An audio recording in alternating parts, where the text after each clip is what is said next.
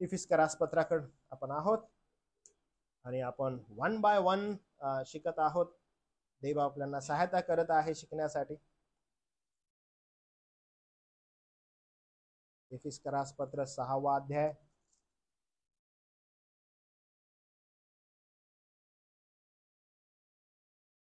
मला विश्वास आहे की तुम्ही सर्वजण इफिस्करास पत्राद्वारे आशीर्वादित होत आहात. देव कृपा पुरवत आहे.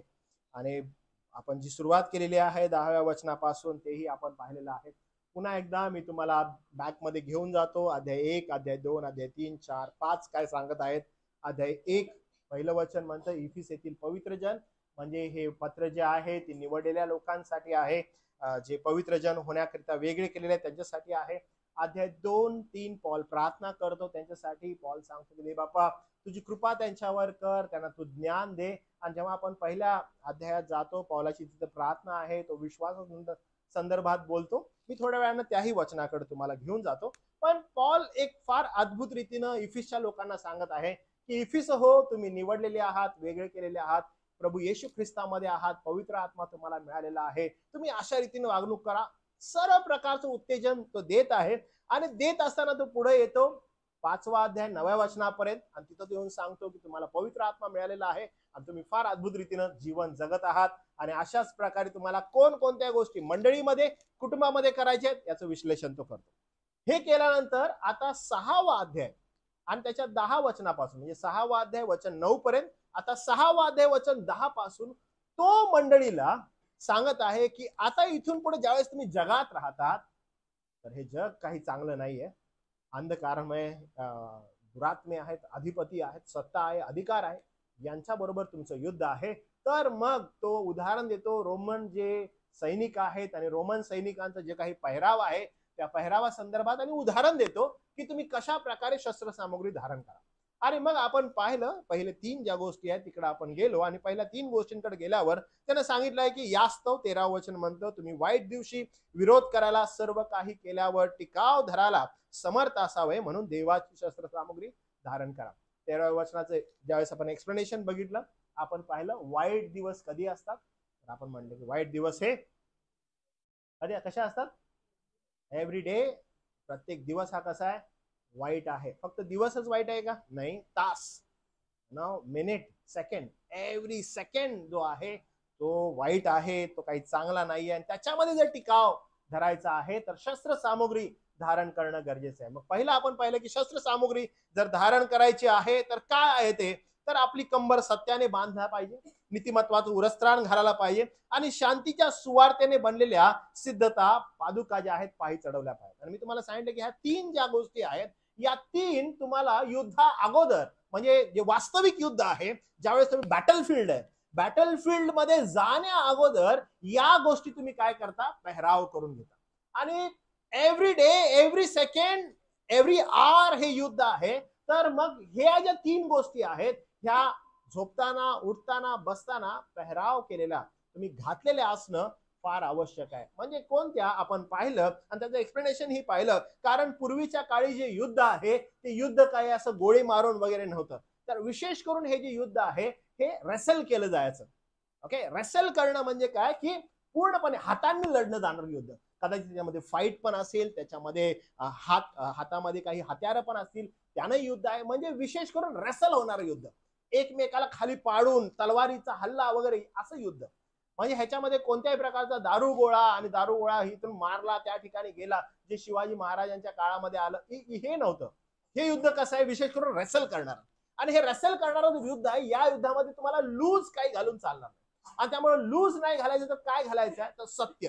सत्य म्हणजे काय, तुम्हाला आठवतं आपण काय शिकलो. सत्य म्हणजे देवाचं वचन. देवाचं वचन जर तुम्हाला आहे तर तुम्ही सत्यानं कंबर कसलेले लोक आहात. You will be straight, loose नाही, असं पडलेलं नाही. कारण का, देवाचं वचन तुमच्यामध्ये आहे आणि तुम्ही त्याद्वारे पुढे चालणार आहात. मग म्हटलेलं आहे की संपूर्ण सत्याचं वचन तुम्हाला असेल. पुढे म्हटलंय की सत्याने कंबर घालून नीतिमत्वाचं उरस्त्राण धारण करा. आणि आपण पाहिलं की उरस्त्राण कसं वापरायचे, कशासाठी आहे, तर तसंच घालून झोपायचं. कारण हे उरस्त्राणच आवश्यक आहे. असं म्हटलंय शांतीच्या सुवार्तेने बनलेल्या सिद्धता पायात घाला. आणि सिद्धता, शांती जी सुवार्ता आहे, जे गॉस्पल आहे ते पायात घालणं म्हणजे नेमकं काय, म्हणजे हे जर गॉस्पल तुमच्या जवळ आहे त्यानं काय होणार आहे. आणि आपण पाहिलं की अनेक जण ह्याचं इंटरप्रिटेशन असं करतात की नाही तुम्ही सुवार्थ सांगणारे लोक असायला पाहिजे, पण आपल्याला समजतं की नाही, ह्याचं एक्सप्लेनेशन हे नाहीये, हे बॅटल फील्ड आहे. आणि बॅटल फील्ड मध्ये ज्यावेळेस तुम्ही सुवार्थेच्या पादुका पायी चढवता, तुम्ही जर आपल्या युट्यूब चॅनलला गेले तर मी एक फोटो टाकलेला आहे की पूर्वीच्या काळामध्ये हे जे लोक शूज घालायचे त्या शूजचा फोटो आहे त्या ठिकाणी. आणि तुम्ही जर तो शूजचा फोटो बघितला तर त्या फोटोला खाली खिळे आहेत. आणि ते खिळे यासाठी की जेव्हा बॅटल फील्ड मध्ये तुम्ही आहात आणि बॅटल फील्ड मध्ये असताना तुमचा पाय घसरू नये, तुम्ही कुठे पडू नये, तर यासाठी तुमच्या बॅटल फील्ड मध्ये तुमचं जे पाय रुतवणं आहे ते एकदम फर्म असलं पाहिजे. जर तुम्ही सुवार्थेमध्ये फर्म आहात तर तुम्ही बॅटल फील्ड मध्ये पडणार नाही. आणि त्यामुळे शांतीची ही जी सुवार्ता प्रभू येशू ख्रिस्तानं आपल्यावर कृपा करून दिलेली आहे, ही सुवार्थेमध्ये जर आपण आहे, आपण ढळणार नाही, आपण पडणार नाही. म्हणून सिद्धता तुम्ही सदैव पायी चढवा असं सांगितलेलं आहे. आता ज्या ठिकाणी आपण येत आहे हे आता वास्तविक युद्धाची गोष्ट आहे. तर आता काय वास्तविक युद्ध म्हणजे बॅटल फील्ड मध्ये. आता हे आतापर्यंतच्या ह्या 3 ज्या गोष्टी आहेत ह्या कुठे आहे, रात्री झोपताना, उठताना, चालताना, बसताना, ह्या सगळ्या. पण आता जी आहे ती एक्झॅक्ट बॅटल फील्ड आहे. आणि आता ही जी बॅटल फील्ड आहे, बॅटल फील्ड होत असताना नेमकं काय होतं तर जळते बाण येत आहेत. बॅटल फील्ड मध्ये काय की जळते बाण म्हणजे आता युद्ध सुरुवात झालं, वास्तविक युद्ध आहे.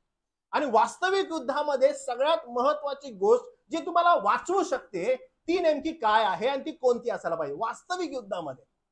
आता वास्तविक युद्ध सुरू झालंय. आता या वास्तविक युद्धामध्ये नेमकी कोणती हत्यार किंवा कोणती गोष्ट तुम्हाकडे हवी आहे जेणे तुम्ही त्या युद्धामध्ये हरणार नाही, त्या युद्धामध्ये पडणार नाही.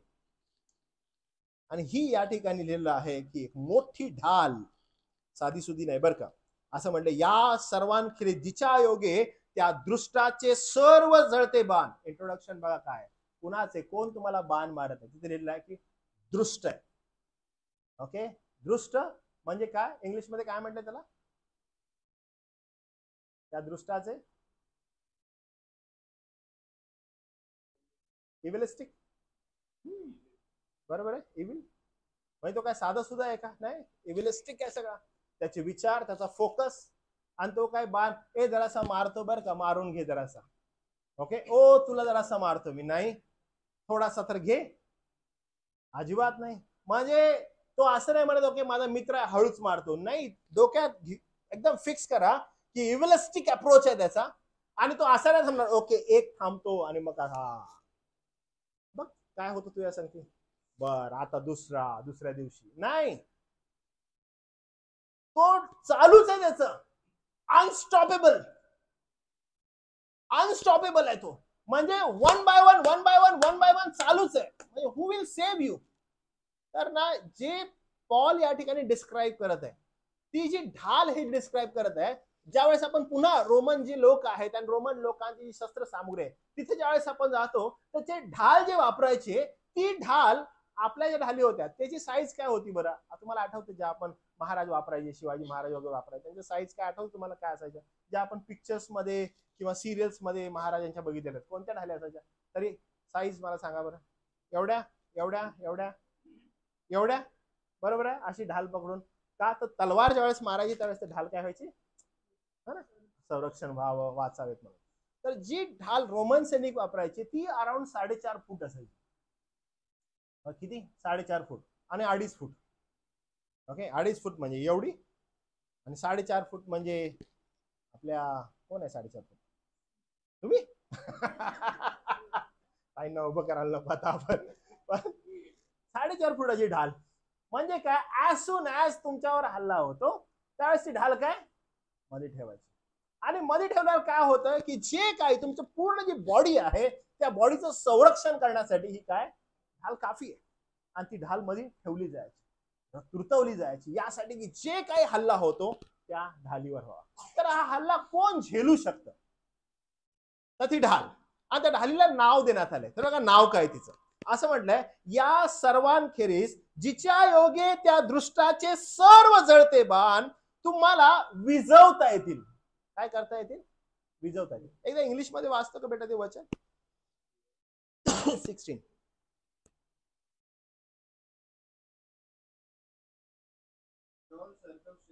take up the shield of faith with which you can extinguish all the flaming darts of the evil one. Okay, extinguish लिहिले त्या ठिकाणी. ओके, पण ना एक त्याचं एक्सप्लेनेशन अजून जर आपण ना सोपं सोपं जर करत गेलं तर पॉपअप असं येतं.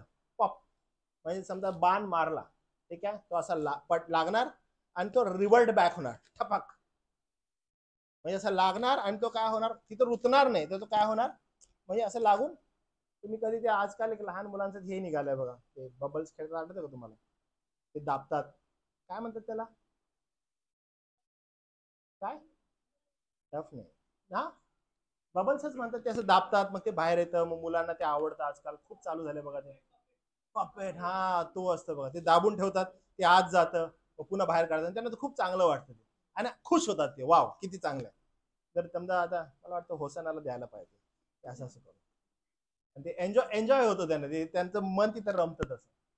तर ना ते जे आहे ना, त्या प्रकारे जेव्हा बाण मारण्यात येतो त्यावेळेस तो काय होतो, त्याला लागतो आणि it is like a enjoyment, की लागल्यानंतर ना ते पप करून खाली ज्यावेळेस पडतं त्यावेळेस ते जो हसणारा ना तो असतो, काय तू बाण मारतोस, तुझ्या बाणामध्ये काय एवढी क्षमता आहे का, जी माझ्या ढालीला पार करू शकेल, जी माझ्या ढालीला शिवू शकेल. नाही, काय होतंय, तू ज्यावेळेस मारत आहे ते अरे लागून पडायला लागलंय.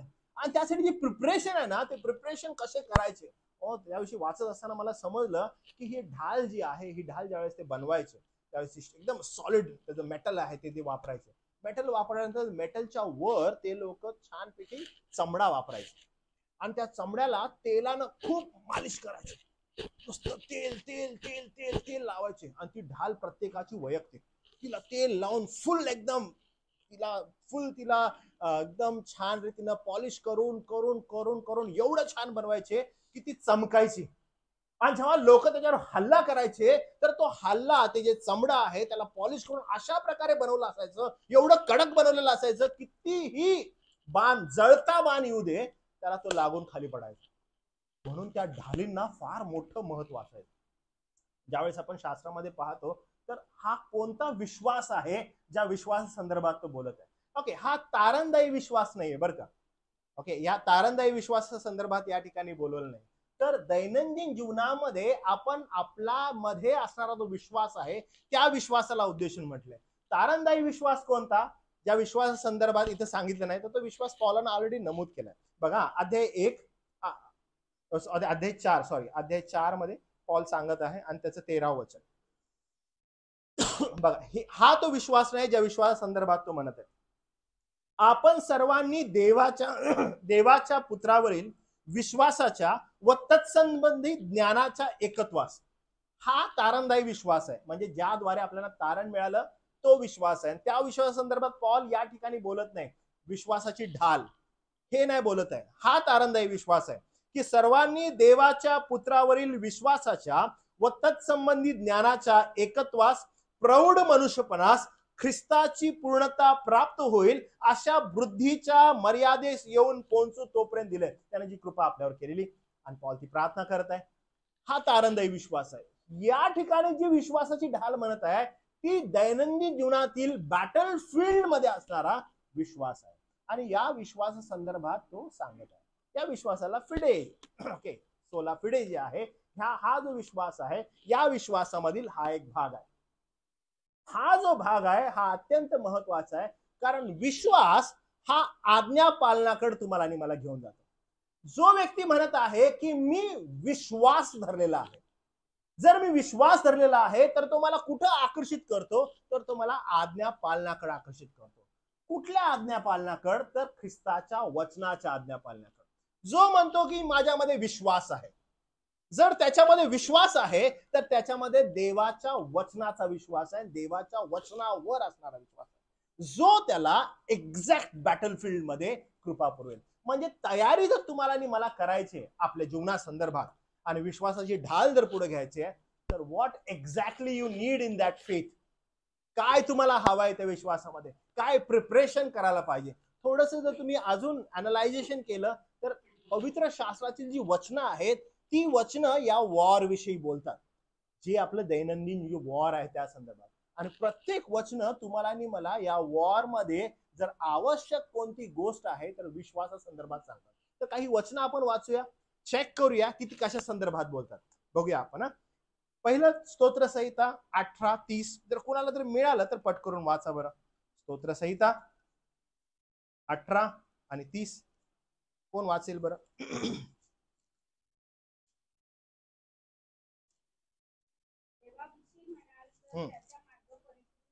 ओके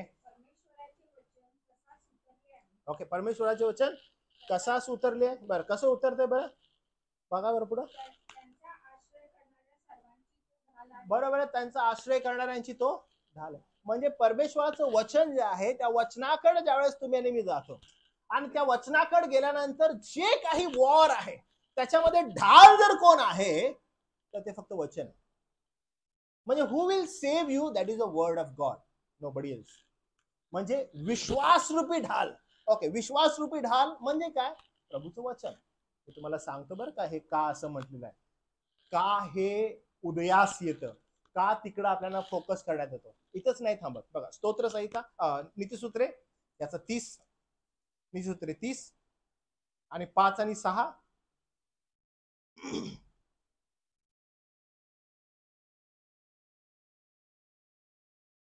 ओके, ईश्वराचे प्रत्येक वचन शुद्ध आहे. बरोबर आहे. परत इथं बघा, त्याचा आश्रय करणाऱ्यांची तो काय, म्हणजे जे कोणी त्याचा आश्रय करतात त्यांची तो ढाल आहे. पुढे काय म्हटलं? त्याच्या वचनात तू काही भर घालू नको, तर तो तुझा दोष उघड करील आणि तुला बाट ठरशील. म्हणजे आपण इथेही पाहतो की जो कोणी प्रभूच्या वचनाचा आश्रय धरतो तो त्यांची काय आहे? ढाल आहे. म्हणजे ही जी शिल्ड आहे, ही विश्वासाची जी शिल्ड आहे, त्याचं दुसरं नाव आहे वचनाची शिल्ड. त्याचं दुसरं नाव काय? वचनाची शिल्ड आहे. म्हणजे तिथून कोणीही आलं आणि कोणी हल्ला केला, मी म्हणतो ना, पॉपअप टपक लग के गिर जाएगा. नीतिमत्वाचं उरस्थान आणि जिच्या योगे त्या दृष्टाचे सर्व जळते बाण तुम्हाला विझवता येतील अशी विश्वासाची ढाल हाती घ्या, उभं राहा. घाबरू नका. का बरं? कारण हे आवश्यक आहे. इथंच नाही प्रभूचं वचन थांबत. तर योहान याचा, पहिले योहान याचा 5वा अध्याय 4थं वचन. पहिले योहान याचा 5वा अध्याय आणि त्याचं 4थं वचन.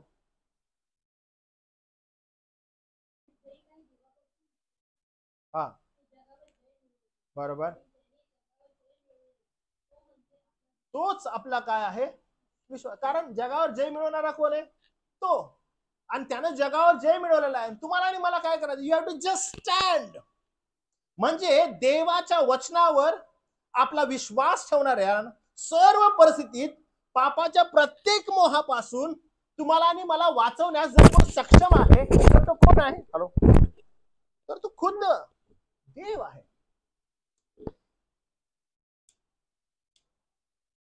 देवाशिवाय दुसरं कोण नाही. त्याचं वचनच काय ते तुम्हाला आणि मला काय करेल? एकदम सदृढ परिपूर्ण असं ठेवेल. आपण हलणार नाही. प्रत्येक जो हल्ला आहे तो हल्ला तुमच्यावर आणि माझ्यावर येईल. तो काय सांगेल? अरे आम्ही हल्ला करतो, तुम्हाला प्रोटेक्ट कोण करणार आहे? It is only by his word. मी म्हटलं ना, ज्यावेळेस ते ढाल बनवतात तिचं प्रिपरेशन चालू आहे. तिचं प्रिपरेशन काय की जेव्हा बॅटल फील्ड मध्ये आहे, जेव्हा हल्ले होतील, जेव्हा बाण येईल, जळते बाण येतील, आम्ही त्यासाठी प्रिपेअर करू. काय प्रिपरेशन आहे? विश्वासाचं प्रिपरेशन. विश्वासाचं प्रिपरेशन नेमकं काय आहे? ही विश्वासरूपी ढाल. विश्वासरूपी ढाल काय आहे? अहो त्याचं वचन. तुम्हाला आणि मला काय करायचं आहे की त्याच्या वचनाचं आज्ञा पालन जेवढं तुम्हाला करता येईल तेवढं आवश्यक आहे.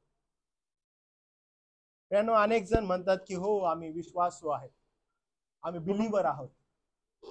तुम्ही हे ऐकलंय का कधी की हो आम्ही बिलीव्हर आहे? तुम्ही कोण? आम्ही बिलीव्हर. ओके, बिलीव्हर का म्हणतात बरं? आम्ही येशूवर विश्वास ठेवतो. ओके, येशूवर विश्वास ठेवणाऱ्याचं चिन्ह काय? What do think? काय वाटतं तुम्हाला? येशूवर विश्वास ठेवणाऱ्याचं चिन्ह काय? प्रभूचं वचन काय म्हणतं? प्रभू स्वतः काय म्हणतो? तुम्ही माझ्यावर विश्वास ठेवता. ओके, काय म्हणतो तो? माझ्या हा, ते चिन्ह आहे. जो कोणी माझ्यावर विश्वास ठेवतो तो काय करतो? माझ्या आज्ञा पाळतो. तुम्ही माझ्यावर विश्वास ठेवता, माझी वचनं पाळा. विश्वासरूपी ढाल, नीतिमत्वाची जी ढाल आहे, ही ढाल जर तुमच्याकडे आहे, याचा अर्थ काय आहे की वचन असायला पाहिजे. आणि ते वचन काय करतं? त्या बॅटलफील्ड मध्ये तुम्हावर येणारं प्रत्येक जे संकट आहे, प्रत्येक जो हल्ला आहे, त्याला परतवून लावतो. जर वचन नाही तर मी त्याच्यामध्ये पडलाच. आणि हे होतच आहे बरं का. आता मी तुम्हाला एक मजेशीर पवित्र शास्त्रातील उदाहरण सांगतो जे आवश्यक आहे. आपण मत्तेच्या शुभवर्तमानात जाऊया. ओके, मत्तेचं शुभवर्तमान आणि याचा 4था अध्याय. ऑन झालं का ते? सेल कुठला सेल आहे त्यामध्ये? You can check here. 4थ्या अध्यायाकडे आपण गेलो तर तुम्हाला समजतं बघा काय त्या ठिकाणी. 4थ्या अध्यायामध्ये इथे तुम्हाला परीक्षा दिसते. ओके, इथं काय हेडिंग आहे जर तुम्ही बघितलं, अरण्यात येशूची परीक्षा. ओके, हेडिंग आहे या ठिकाणी. अरे, आणि आपल्याला हे सर्वांना पहिल्यापासून ठाऊक आहे, ही स्टोरी आपण ऐकलेली आहे. पण ह्याच्यामध्ये हा एक दृष्ट आहे. ओके, हा एक दृष्ट या ठिकाणी आहे. आणि दृष्ट काय करत आहे? परीक्षा घेत आहे. कुणाची घेत आहे? खुद्द प्रभू येशू ख्रिस्ताची. आणि येशू जो स्वतः म्हणत आहे की मी मनुष्याचा पुत्र आहे आणि तो त्या ठिकाणी आहे आणि त्याची परीक्षा घेण्यात येते. ती परीक्षा कशी आहे बघा. तो येत आहे तेव्हा सैतानाकडून येशूची परीक्षा व्हावी म्हणून आत्म्याने त्याला रानात नेले. मग तो 40 दिवस व 40 रात्र उपाशी राहिल्यानंतर त्याला भूक लागली. तेव्हा परीक्षक त्याच्या जवळ येऊन म्हणाला, तू देवाचा पुत्र असलास तर या धोंड्याला भाकरी व्हाव्या अशी आज्ञा कर. परंतु त्याने उत्तर असे दिले, मनुष्य केवळ भाकरीने नाही तर देवाच्या मुखातून निघणाऱ्या प्रत्येक वचनाने वाचेल. जेव्हा त्या ठिकाणी त्याच्यावर हल्ला होत आहे, परीक्षेचा हल्ला होत आहे आणि परिस्थिती फार कठीण दिसत आहे. परिस्थिती काय आहे बरं? परिस्थिती अशी आहे की 40 दिवस 40 रात्र उपाशी आहेत. तर तुम्ही आणि मी बघितलं ऑलरेडी, तुम्हाला आणि मला दिसतं की तो काय आहे? उपाशी आहे, काही खाल्लेलं नाहीये. खाल्लेलं नाहीये आणि अचानकपणे त्या ठिकाणी परीक्षक येते आणि परीक्षक काय म्हणत आहे की अरे तू जर देवाचा पुत्र आहेस तर धोंड्याला भाकरी व्हाव्यात अशी आज्ञा कर. कारण पटकरून म्हणतो, परंतु त्याने उत्तर असे दिले की मनुष्य केवळ भाकरी नाही तर देवाच्या मुखातून निघणाऱ्या वचन. प्रभू येशू ख्रिस्त त्या ठिकाणी जे उत्तर देत आहे, देवाचा पुत्र आहेस का? धोंड्याला भाकरी म्हण, भाकरी हो म्हण, लगेच होतील. तुम्हाला काय वाटतं? बोलल्या असत्या, झाल्या असत्या, त्याने खाल्ल्या असत्या, त्याला त्याचा चमत्कार प्रदर्शित करायला जागा आहे, अरे सामर्थ्य आहे, परिस्थिती आहे. Okay, everything is ready. पण तो काय करत आहे? त्याला उत्तर देत असताना कशाचा वापर करत आहे? तो करत आहे वचनाचा वापर. कारण जर वचन तुमच्या जवळ आहे, दॅट कॅन सेव्ह यू. प्रत्येक परिस्थितीमध्ये, प्रत्येक ठिकाणी तुमच्या विश्वासाची परीक्षा होत असताना जर काही पुढे आलं पाहिजे तर ती एकच गोष्ट आहे, ते म्हणजे प्रभूचं वचन. ओ आय कॅन हँडल दॅट. मी हे करू शकतो, मायामध्ये ही क्षमता आहे. नाही, तुम्हाला एकच गोष्ट समजायला पाहिजे, ती ही आहे, प्रभूचं वचन. तेच तुम्हाला सहायता करेल आणि तेच तुम्हाला मदत करेल. खुद्द प्रभू येशू ख्रिस्त तुमच्या आणि माझ्या समोर त्याचं प्रात्यक्षिक दाखवते. लगेच बघा पुढे लिहिलं, मग सैतान त्याला पवित्र नगरात नेऊन मंदिराच्या कोगाऱ्यावर उभे केले आणि त्याला म्हटले, तू देवाचा पुत्र असलास तर खाडी उडी टाक, कारण असे लिहिले आहे. हु यूज दिस वर्ड? खुद्द सैतान. तो काय म्हणतो? कारण असं लिहिलंय, तो आपल्या दूतास तुझ्याविषयी आज्ञा करील आणि तुझ्या पायाला धोंड्याचा ठेच लागू नये म्हणून ते तुला हातावर झेलून धरतील. तो त्याला समजतं की अरे ये तो मुझको वचन फेक रहा है, हा मला वचन देत आहे. ओके, लेट मी ट्राय दिस. मी त्याला दुसरं वचन देतो. मी त्याला काय करतो? दुसरं वचन देतो. दुसरं वचन कसं आहे? Out of context. काय आहे? Out of context. See this. मी तुम्हाला प्रारंभापासून आपल्या मंडळीमध्ये जेव्हापासून हा संदेशाला सुरुवात झाली, मी तेव्हापासून सांगत आहे, पर्सिक्युशन कुठे आहे? आपण बाहेर शोधतोय पर्सिक्युशन. मी तुम्हाला तेव्हापासून सांगत आहे की पर्सिक्युशन सर्वात डेंजर मंडळांमध्ये पुलपिट वरून होत आहे. काय होत आहे की जेव्हा वचनाची भेडमिसळ करण्यात येते आणि मंडळी त्याच्या मागे जाते, की सगळ्यात मोठं पर्सिक्युशन. त्यामुळे मंडळीनं कसं असावं, जागृत असावं की आपण काय ऐकतोय, आम्ही काय समजत आहोत. या ठिकाणी हा काय करत आहे, हा डायरेक्टली काय करत आहे, हा डायरेक्टली प्रभूचं वचन वापरत आहे. आणि अनेक जण ते जे वचन आहे त्या वचनाचा वापर मोहक प्रलोभनांनी, प्रॉमिसेसनी, जे वचनात लिहिलेलं नाही ते प्रदर्शित करण्यासाठी वापरत आहेत. हे पण किती चांगलं आहे बघा. तो मंदिराच्या कोगाऱ्यावर त्याला घेऊन जातो, त्याला मध्ये इथून खाली उडी टाक, कारण वचनात लिहिलंय ना, तू मला वचन दिलंस, हे पहा वचनात लिहिलेलं आहे की त्याचे दूत तुला हातावर उचलून धरतील. अरे हो, प्रभूचं वचन लगेच त्या ठिकाणी खुद्द येशू असं म्हणतो. येशूने त्याला म्हटले, असे लिहिले आहे की प्रभू जो तुझा देव त्याची परीक्षा पाहू नको. बंद होते मला वाटतं, आवाज येतो.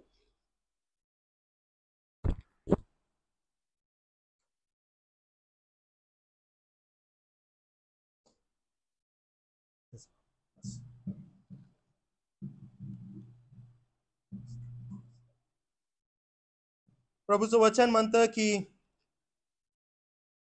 प्रभू जो तुझा देव त्याची परीक्षा पाहू नको.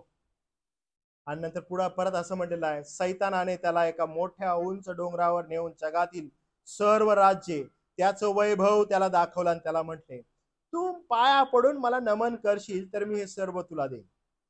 तेव्हा येशू त्याला म्हणाला, अरे सैताना निघून जा, कारण प्रभू तुझा देव याला नमन कर व त्याचीच उपासना कर असे लिहिले आहे. पण या सर्व बॅटल फील्ड मध्ये येशू ख्रिस्त जो परिपूर्ण मनुष्याचा पुत्र, त्यानं जर कोणत्या गोष्टीचा वापर केला तर ती एकच गोष्ट आहे, ते म्हणजे त्याचं वचन. नथिंग एल्स, दुसरं काहीच नाही. जर कोणतं काही गोष्टीचा वापर करण्यात आला बॅटल फील्ड मध्ये तर ते फक्त त्याचं वचन आहे. जे ढाली संदर्भात तुम्ही आणि मी म्हणत आहोत ती ढाल दुसरी कोणती नसून त्याचं वचन आहे.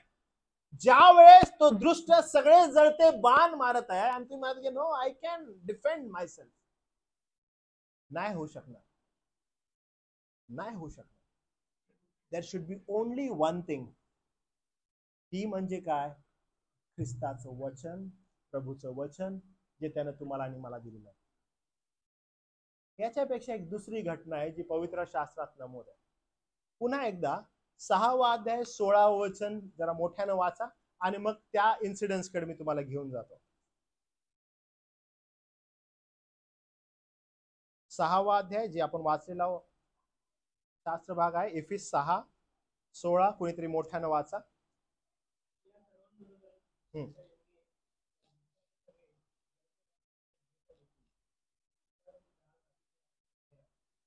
बरोबर आहे. व उभे राहा, विश्वासी ढाल हाती घ्यायचा आणि काय करायचं, जे काही जळते बाण आहेत ते तुम्हाला विजवता येते. आणि मग आपण वचन पाहिलं की 18वा अध्याय 30वा वचन स्तोत्र संहिता. त्याच्यानंतर मग आपण नीतिसूत्रे वाचलं 30, त्याच्यामध्येही आपण पाहिलं की त्याच्यामध्ये काही भर टाकू नको असं सांगितलं. त्याच्यामध्ये तुला काही ऍड करायचं नाही, काही काढायचं का, तुझी लबाडी काय होईल, एकदम निदर्शन असेल, समजून येईल, म्हणून काही भर टाकू नको. त्याच्यामध्ये काही ऍडिशन करायचं नाहीये, त्यातून काही काढायचं नाहीये. जे आहे तसं प्रभूचं वचन त्याचा वापर कर. या ठिकाणी बघा घटना काय घडलेल्या. उत्पत्तीचा ग्रंथ याचा 3रा अध्याय. 3ऱ्या अध्यायामध्ये तिथं पण सेम घटना आपल्याला दिसत आहे. पहिल्या वचनापासून तुमच्यासाठी वाचतो. म्हटलंय, परमेश्वराने उत्पन्न केलेल्या सर्व वंचरात सर्प फार धूर्त होता. आणि सर्प धूर्त होता, त्याची निर्मिती धूर्ततेची होती. तो स्त्रीला म्हणाला, तुम्ही बागेतल्या कोणत्याही झाडाचे फळ खाऊ नये असे तुम्हाला सांगितले, खरे काय. आपण ज्यावेळेस वाचतो तो काय करत आहे, जी आज्ञा प्रभूची आहे, जे वचन प्रभूचं आहे, त्या वचनामध्ये तो थोडस ऍडिशन घेत आहे. कोणतंही फळ खाऊ नये असं तुम्हाला सांगितलं काय. स्त्रीने सर्पास म्हटले, बागेतल्या झाडांची फळे खाण्याची आम्हाला मोकळीक आहे. ओके, इथपर्यंत राईट आहे. बागेतल्या झाडाचं फळ खाण्यासाठी आम्हाला मोकळीक आहे. पण बागेच्या मध्यभागी असलेल्या झाडांच्या फळाविषयी देवाने सांगितले आहे की ते खाऊ नका, त्याला स्पर्श करू नका, कराल तर मराल. ह्याच्यामध्ये 2 ऍडिशन आहेत. काय झालेलं आहे की ह्याच्यामध्ये ऍडिशन घेण्यात आले.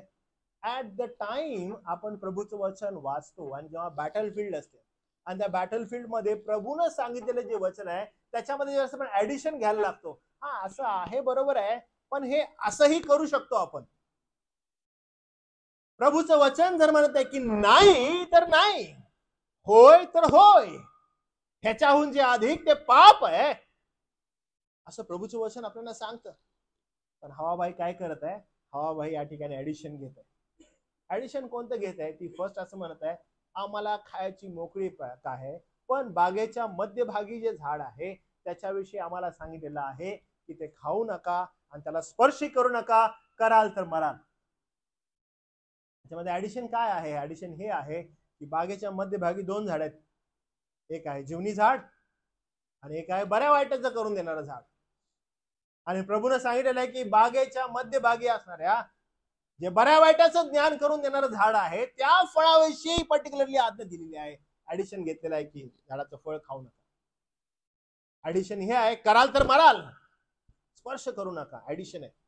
हो, पुढे काय लिहिलंय बघा. तो असं म्हणतो, सर्प स्त्रीला म्हणाला तुम्ही खरोखर मरणार नाही. खरं बोलला बरं का, तुम्ही खरोखर मरणार नाही. खाल्यावर मेले का ते? नाही, तुम्ही खरोखर मरणार नाही.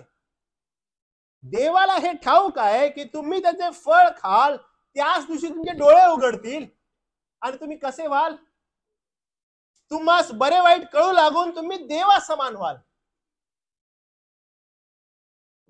वचनाचा जो वापर आहे, जे प्रॉमिस आहे, त्याचा वापर जो आहे एकदम वेगळा करण्यात आलेला आहे.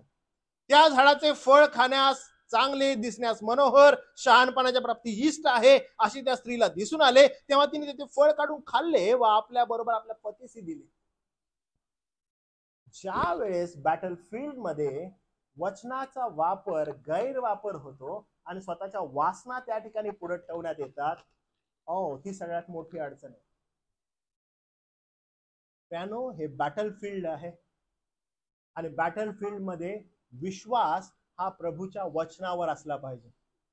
आणि ज्यावेळेस प्रभूच्या वचनावर तुमचा विश्वास असतो त्यावेळेस स्वतःची इच्छा, स्वतःची असणारी प्रलोभन, वासना, मोह यांना बाजूला ठेवणं आवश्यक आहे आणि प्रभूच्या वचनावर विसंबून राहणं गरजेचं.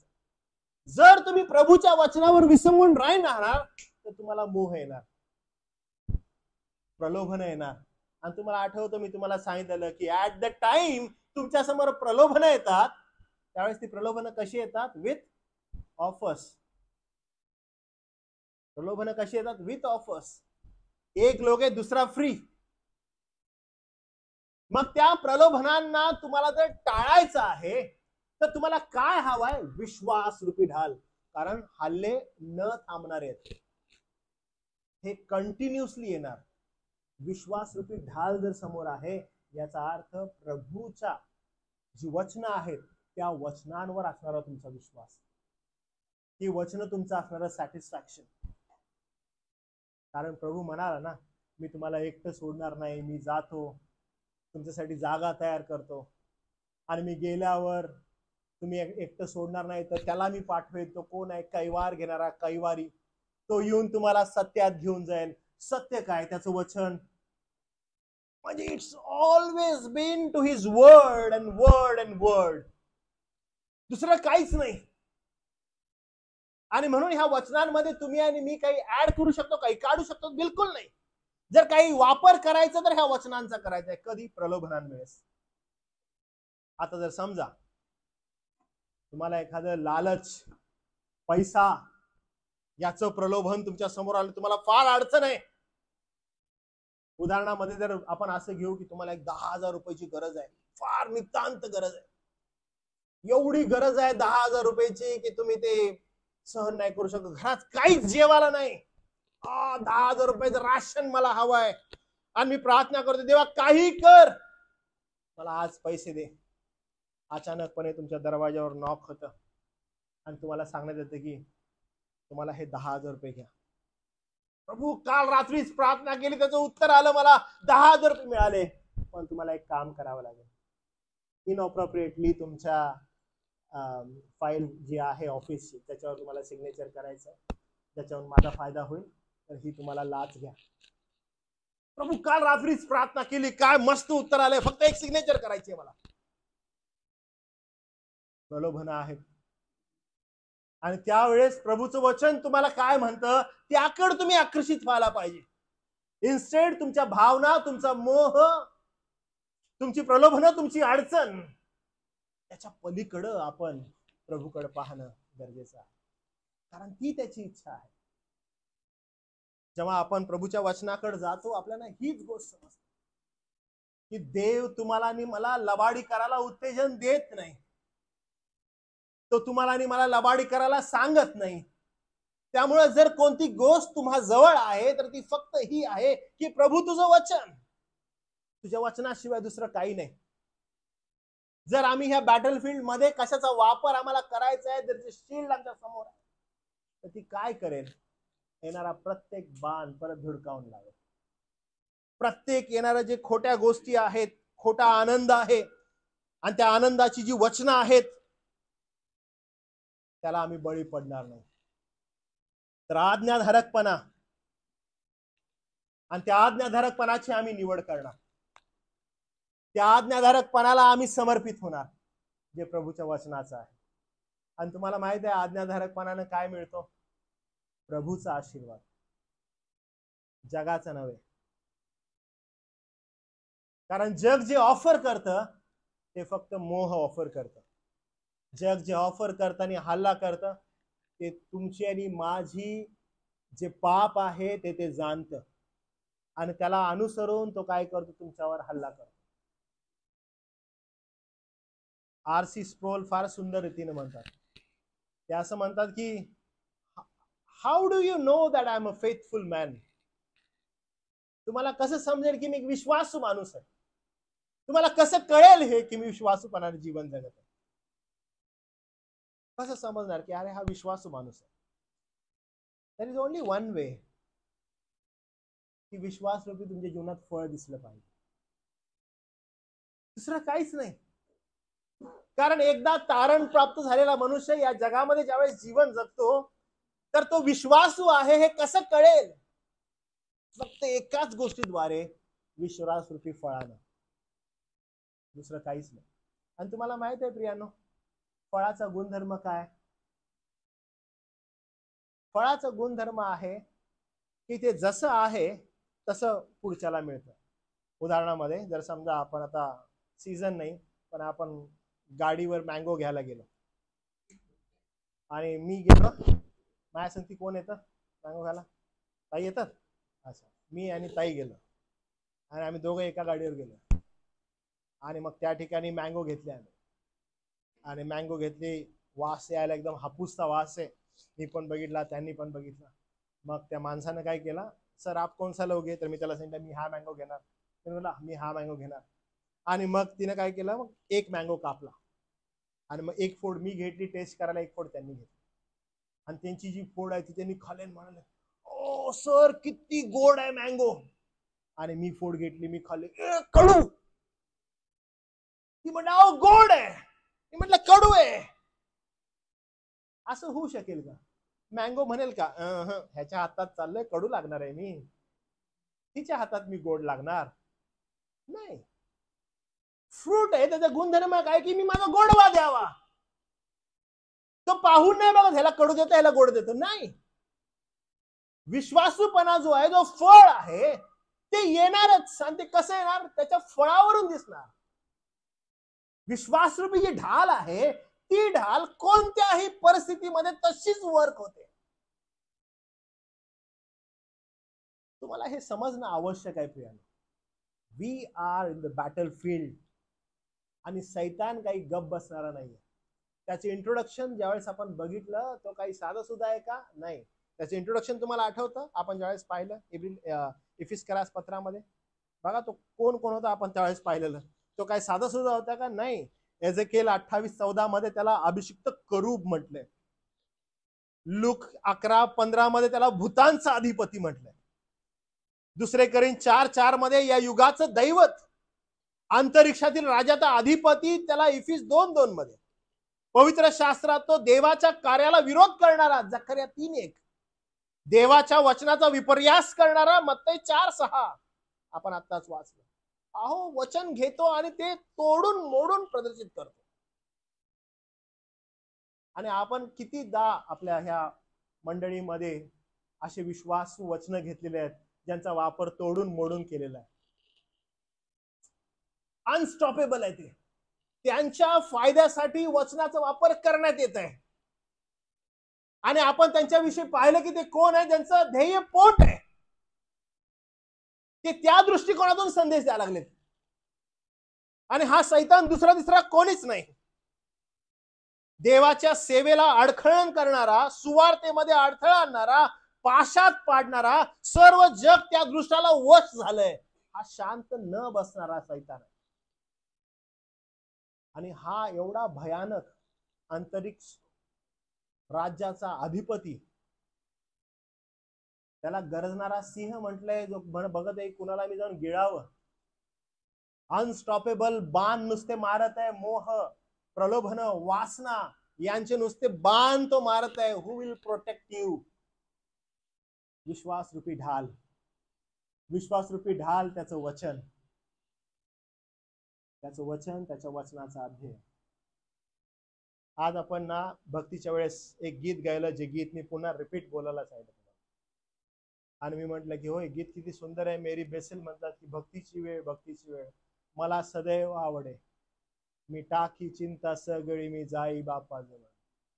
आणि संकटाच्या समयी, म्हणून मी तुम्हाला सांगत असतो की don't miss even first part of the church, because we are offering this to the lord. It's a bunch. कारण का, त्या गीतामध्ये जे बोल आहे ते असं म्हणतात की तो तुमचं प्रोटेक्शन आहे. कारण हे जग भयावह आहे. कारण जर तुम्ही भक्ती टाळत आहात, अरे नाही होणार. कारण तो संरक्षण देत आहे तुम्हाला. ते अद्भुत आहे. म्हणून ह्या जगामध्ये, या संकटाच्या काळामध्ये, who will protect you? The faith. ते पूर्णपणे जी ढाल आहे, ती विश्वास रूपी ढाल, ती अद्भुत आहे. ती त्याची वचनं. जेवढं जास्त तुम्ही त्याच्या वचनामध्ये रममान होण्याचा प्रयत्न करता, तेवढं जास्त ती ढाल अजून सदृढपणे तुम्ही उभं करता. जर तुम्ही ती टाळत आहात, तुम्ही प्रलोभनांना, मोहांना बळी पडण्यासाठी आमंत्रित करताय. आ जाओ. जेवढं जास्त तुम्हाला या वचनामध्ये रममान होता येईल, तेवढं जास्त तुम्ही प्रयत्न करा. जर तुम्ही ह्याला टाळत आहात, अडचण आहे. मागच्या वेळेस मी ज्या ज्या घरांमध्ये फॅमिली व्हिजिटला गेलो, मी प्रत्येकाला विचारत होते की तुमची आध्यात्मिक जर्नीमध्ये तुमचं बायबल वाचन, प्रार्थना कशी करत आहात? प्रार्थना करत आहात का? कशी करत आहात? एकटं करताय, संगती करताय, कसं करत आहात? कशी तुमची ग्रोथ आहे? तुम्ही फक्त वाचताय, वाचलं बायबल, चाललो आम्ही, का तुम्ही अध्ययन करताय? का असं घेताय आणि झोपताय असं? का तर झोपल्यावर ना आतमध्ये जातं झोपेमध्ये, असं काही आहे ना? अनेकांना तसं वाटत असतं की रात्री जर घेऊन डोक्याखाली झोपलं तर मग छानपैकी डोक्याच्या आतमध्ये जातं आमच्या. सकाळी उठलं की फ्रेश, सगळं आम्हाला एकदम लक्षात आहे. नाही. किंवा काही जर अडचण आली किंवा काय, तेव्हाच आम्ही बायबल उघडतो. मग उघडतो कसं? असं उघडलं, उजव्या हाताला जो हात आहे तिथलं वचन पाहिजे, प्रार्थनेत तत्पर राहा, म्हणजे आज मला दिवसभर प्रार्थनेत तत्पर राहायचं आहे. अनेकदा असा विचार आपण करतो. म्हणजे आपण पवित्र शास्त्र कसं वाचतो, त्याचं अध्ययन कसं करतो. मी असं पण विचारलं घरी आल्यावर की काय तुम्ही इथे हे मेसेजेस आपले नंतर ऐकता का? तुमच्या आध्यात्मिक जीवनामध्ये वाढ करण्यासाठी तुम्ही प्रयत्न करता का? कारण प्रियानो, हे जग फार, आपण वारंवार ऐकत आहे की फार जोरात शेवटल्या दिवसांकडे जात आहे. आणि ह्याच्यामध्ये जर आपल्याला टिकाव धरायचा आहे तर सैतान काही गप बसलेला नाहीये. तो त्याचे बाण कंटिन्युअसली मंडळीवर हल्ला करत आहे, मंडळीतील लोकांवर करत आहे. तुम्हाला कोण वाचवू शकेल? त्याचं वचन. सगळे जळते बाण तुम्हाला विझवता येतील. आणि ते फार सुंदर म्हटलंय बरं का 16व्या वचनामध्ये, की ढाल हाती घ्या आणि बसून जावा. बरोबर आहे, असंच बोललंय. मग काय म्हटलं? हा, बसून जा बोलले का? घेतली हात नाही. We are in the battle field. म्हणजे जागे राहा. तो कुठूनही हल्ला करेल. तुमच्या शरीराला प्रोटेक्ट करा from every angle of your life. जागृत राहा, फार गरजेचं आहे. ते जर नाही केलं तर तुमच्यावर हल्ले होणार प्रियांनो. तुम्ही ढासळले जाणार. तुम्हाला मी सांगू कोण कोण ढासळलं? दावीद, पूर्ण हृदयाचा. त्याचा पोरगा शलमोन. सॅमसन, सगळ्यात शक्तिशाली माणूस. तुमचा जो वीकनेस आहे ना, वीक पार्ट, त्याच्यावर हल्ला होतोय, लक्षात घ्या. आणि तो धूर्त आहे ना, अंधकारमय जगाचा अधिपती. He knows everything about you, everything. तुम्ही निष्काळजी होऊ नाही शकत. कुठं फोकस करणार, कुठं जाणार? तो हल्ले करतच आहे. तो हल्ले करत आहे, अनस्टॉपेबल आहे तो. तुम्ही म्हणा की हा आता कुठे नाही होणार रिलॅक्स. तुम्ही तो वन बाय वन तुमच्यावर हल्ले करत राहणार. तुमची हालत खराब आहे प्रियांनो. कोण वाचवेल तुम्हाला? त्यानं सगळं काही तुम्हाला देऊन ठेवलेलं आहे, सर्व देऊन ठेवलंय. You just have to submit yourself. तेवढंच जमत नाही, तेवढंच जमत नाही. आपण वाटेल त्या ठिकाणी आपला वेळ, आपला समय आपण तिकडे घालवत आहोत. आणि ज्या गोष्टीला आपल्याला प्रायोरिटाइज करायला पाहिजे, ज्याला महत्व द्यायला पाहिजे, त्याला आपण सेकंडरी ठेवत आहोत. याचा अर्थ काय होईल? Fail. You will fail in your life, you will fail in your marriage, in your relationships, in the Lord, everywhere. पण जगाच्या दृष्टिकोनातून कदाचित असेल की अरे सक्सेसफुल. सक्सेसफुल नाही. For few hours, a few days. He battlefield फार अद्भुत आहे. ही वास्तविक बॅटलफील्ड आहे, वास्तविक युद्धाची जागा आहे. आणि वास्तविक युद्धामध्ये तुम्हाला ढालीशिवाय पर्याय नाहीये. आणि ही ढाल दुसरी तिसरी कोणती नसून विश्वासाची आहे. विश्वास कशावर? त्याच्या वचनावर. त्याचं वचन तुम्हाला वाचवेल आज्ञा पालनाने. म्हणून प्रभूच्या वचनाचं अध्ययन करणं आणि त्या वचनाचं आज्ञा पालन करणं आवश्यक आहे. सैतान जसं वचनांना तोडून मोडून उपयोग करतो, तशी वचनं आपल्यावर लादून घेऊ नका. कारण अनेक ख्रिस्ती विश्वासणारे तसं करत आहेत. हो, देवाचं वचन म्हणत आहे की माझे तुझ्यासाठी जे संकल्प आहेत ते हिताचे आहेत, अनिष्टाचे नाहीत. वाव, हे मी निघालो छाती काढून बाहेर. हा, मी ढगातच आज. माझ्याविषयी संकल्प हिताचे अनिष्टाचे नाहीत, माझ्या भावी स्थितीमध्ये आशा देणारे आहेत. मी आता कसा जगतो बघा. नाही होऊ शकत. Without context if you take the word, it will damage you strongly. तुम्ही पुन्हा जर ते जाऊन वचन वाचलं तर ते वचना अगोदर सगळे श्राप आहेत. पण मनुष्य जो आहे त्याची जी भावना आहे, त्या भावना काय करतात, त्याला असं वाटतं की हे आशीर्वादाचं वचन आहे माझ्यासाठी. विदाउट कॉन्टेक्स्ट जर त्याने ते घेतलं, समोरचे श्राप नाही म्हणतो, आशीर्वाद फक्त मला पाहिजे. ते घातक आहे. म्हणून without context don't use any word. प्रत्येक कॉन्टेक्स्टला बघा काय म्हणत आहे, काय सांगत आहे. म्हणून अध्ययन फार महत्वाचं आहे. ते अध्ययन तुम्हाला अधिक चांगल्या रीतीनं प्रभूच्या विश्वासामध्ये स्थिर स्थावर करेल. तुम्ही वचनाचं योग्य अध्ययन करणं गरजेचं. आज अध्ययन न करणारे लोक आपलं जीवन फार भयावह आणि विचित्र पद्धतीने जगत आहेत आणि आपला नाश उडवून घ्यायला. देवबाप तुम्हाला सहायता कर, त्याच्या विश्वासामध्ये अधिक खंबीर कर आणि त्याचं गौरव करून विश्वासरूपी ढाल आपल्या जीवनामध्ये सदैव तुम्ही घेऊन चला. प्रार्थना करूया. प्रभू देवबापा, तुलाच गौरव, मान, महिमा, तुझी स्तुती, तुझीच प्रशंसा. कारण देवबापा ही वेळ तू आम्हाला दिलीस, विश्वासासंदर्भात देवबापा तू उत्तेजन दिलंस.